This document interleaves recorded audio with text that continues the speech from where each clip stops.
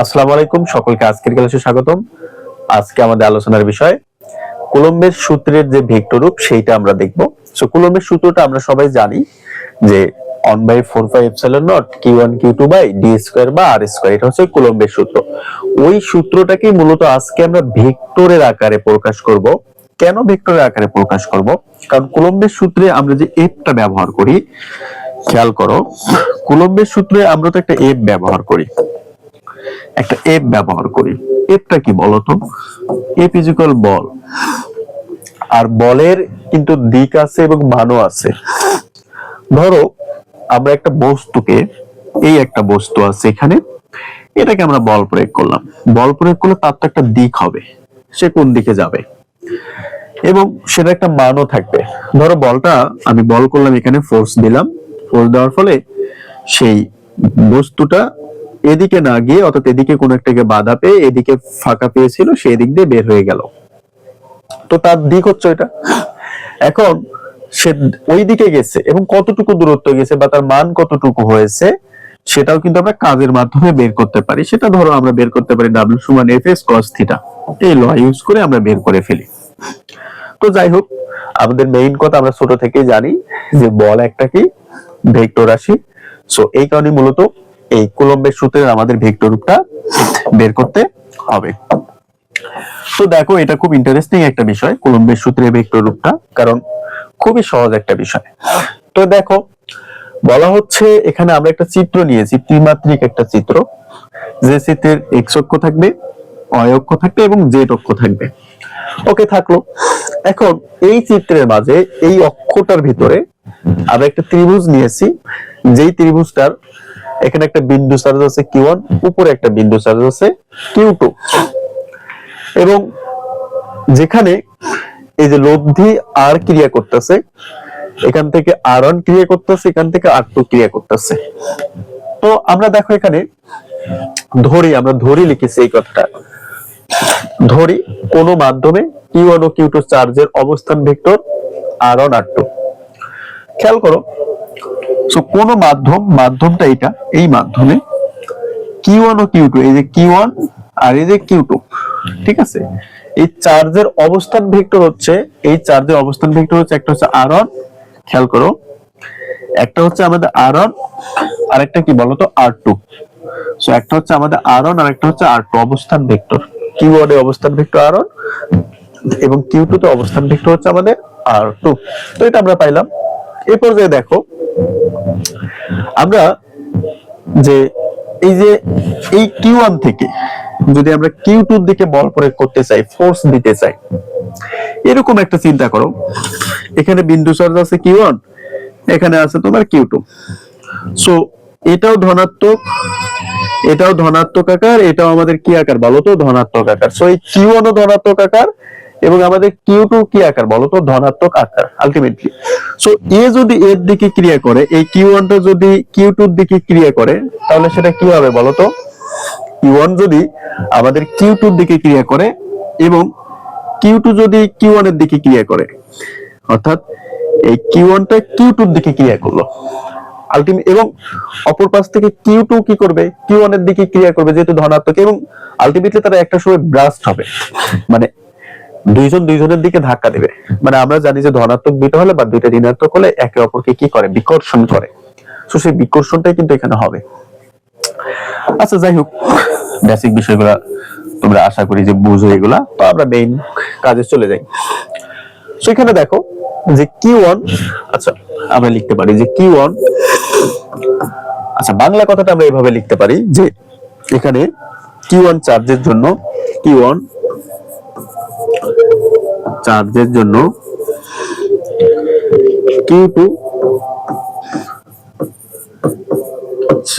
উপর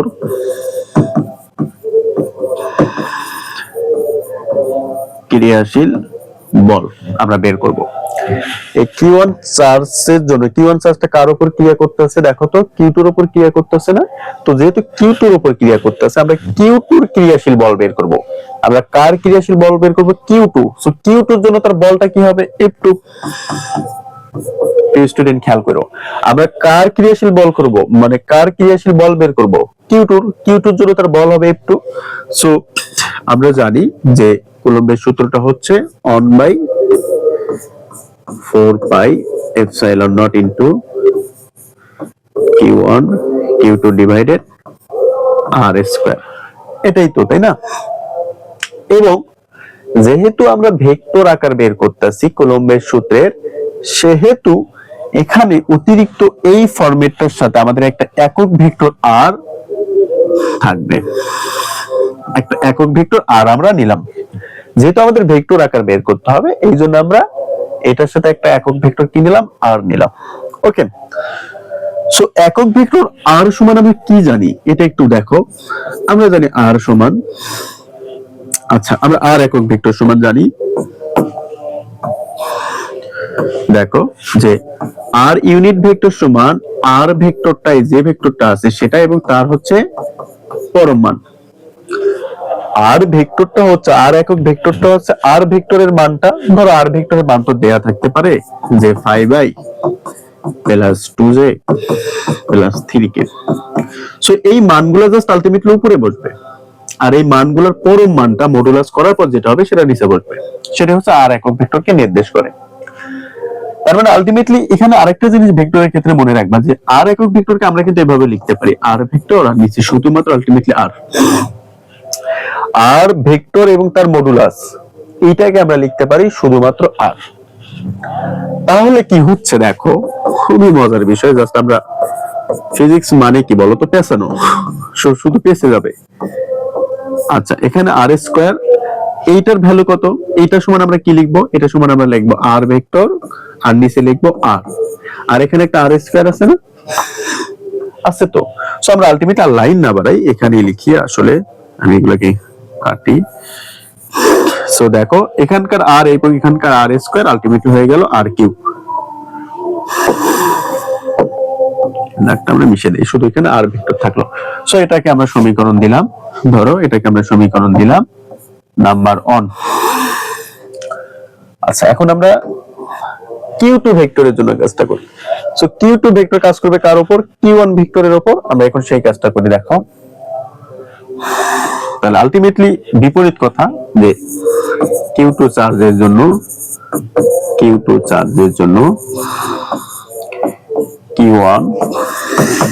চার্জের উপর ক্রিয়াশীল বল। সো কিউ2 চার্জের জন্য কিউ1 চার্জের উপর ক্রিয়াশীল বল, অবশ্যই আমরা কিউ1 এর ক্ষেত্রে বের করতেছি, দ্যাটস মিন হচ্ছে অন এখানে। সো সেম কথা 1/4πε0, সেম কথা আমরা লিখবো, এই কাজগুলো আর করার দরকার নেই। কিউ1 কিউ2 ডিভাইডেড আর কিউ, সাথে হচ্ছে আর ভেক্টর। কিন্তু কথা হচ্ছে বিপরীত ভাবে যখন কাজ করে তখন একটা কিন্তু অবশ্যই ঋণাত্মক হয়। কিউ1 যখন কিউ2 এর দিকে কাজ করবে, এটা যদি ধনাত্মক হয় তার মানে কিউ2 কিউ1 এর দিকে কাজ করবে, সেটা কিন্তু ঋণাত্মক হবে। অর্থাৎ একটা ধনাত্মক হলে আরেকটা ঋণাত্মক হয়। অর্থাৎ যদি ক্রিয়াশীল বল এবং অর্থাৎ ক্রিয়া এবং প্রতিক্রিয়া বিপরীতমুখী হয়, ক্রিয়া যদি ধনাত্মক আকার হয়, প্রতিক্রিয়া হবে ঋণাত্মক আকার, ঠিক আছে?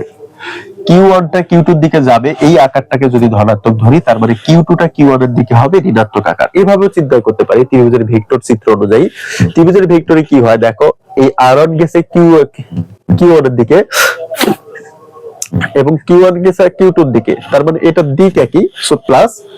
এখন আর2 গেছে কিউ2 এর দিকে এবং কিউ2 হচ্ছে কিউ1 এর দিকে, যেটা দেখো তীর চিহ্নটা উপর মুখে আছে, উল্টা পাশে যদি আসতে চাই আমরা সেটা হয়ে যাবে কিন্তু আলটিমেটলি ঋণাত্মক। এই কারণে এখানে তোমাকে একটা মাইনাস চিহ্ন কিন্তু দিতে হবে। এখানে কি চিহ্ন দিতে হবে, মাইনাস চিহ্ন দিতে হবে। সো এটাকে আমরা দিলাম 2 নং সমীকরণ, ঠিক আছে? তাহলে এখন আমরা লিখতে পারি, এখন সমীকরণ 1 ও 2 হতে পাই। এখন আমরা সমীকরণ 1 ও 2 হতে পাই কি পাই, সমীকরণ 1 ও 2 হতে খেয়াল করো যে F2 ভেক্টর সমান মাইনাস F1 ভেক্টর, ঠিক কিনা বলো? এটা আমরা পাইলাম। এখন আমরা চিত্র নিয়ে কাজ করব। এইটুকু আই হোপ যে তোমরা বুঝতে পেরেছো, কোথাও সমস্যা নাই। সো এখন দেখো, এখন আমরা আলটিমেটলি জাস্ট সিম্পলি কাজ করব, সেটা হচ্ছে চিত্র থেকে কাজটা করব। এরপরে কিন্তু তোমরা কিন্তু এর পরে লিখবে। আমি একটু চিত্রের কাছে চলে যেতে চাচ্ছি, চিত্রের কাছে চলে আসলাম। আচ্ছা, সো দেখো আমরা এখন লিখবো চিত্র হতে পাই, চিত্র হতে পাই। তো তোমরা জানো যে ত্রিভুজের ভেক্টর রূপটা কেমন, r1 প্লাস r, অর্থাৎ দিক অনুযায়ী সেগুলা প্লাস হয়, r1 এবং r2 দিক একই, সো সেটা হয়ে যাবে প্লাস, এবং মানে এইটার যোগফল সমান হচ্ছে r2, মানে এটা হচ্ছে ত্রিভুজের ভেক্টরের সূত্র। সো এখন যদি আমরা r ভেক্টর শুধুমাত্র বের করতে চাই, that's mean r2 vector minus r1 vector, ঠিক কিনা বলো? এটা সো সেম কথা এখন আমরা এক নং সমীকরণের ক্ষেত্রে কাজ করব। এক নং সমীকরণের ক্ষেত্রে কাজ করব ভেক্টর আকারটা নিয়ে আসার জন্য। আমাদের কিন্তু এখনো ভেক্টর আকার আসেনি। এই যে দেখো পরিপূর্ণ যে ভেক্টর আকার সেটা কিন্তু এখনো আমরা নিয়ে আসতে পারিনি, আরো আমাদের কিছু কাজ আছে, সেই কাজটা আমাদের করতে হবে। এই আর এর কিছু কাজ আছে নিচের আর এর, সেই আর এর আমাদের কাজটা করতে হবে। সো আমরা চিত্র হতে পাই যেটা পাই সেটা হচ্ছে, আমরা একটু বাংলা কথাটা দেখে নেই। Q1 চার্জের জন্য Q2 চার্জের উপর, আচ্ছা সেম ভাবে আগের বাংলা কথাটাই, Q1 চার্জের জন্য Q2 চার্জের উপর ক্রিয়াশীল বল। Q1 চার্জের জন্য Q2 চার্জের উপর ক্রিয়াশীল বলটা কি হবে সেটা একটু দেখো। সেম কথা, তো আমরা ওখানে পেয়েছিলাম F ভেক্টর সমান 1/4 পাই এপসাইলন নট Q1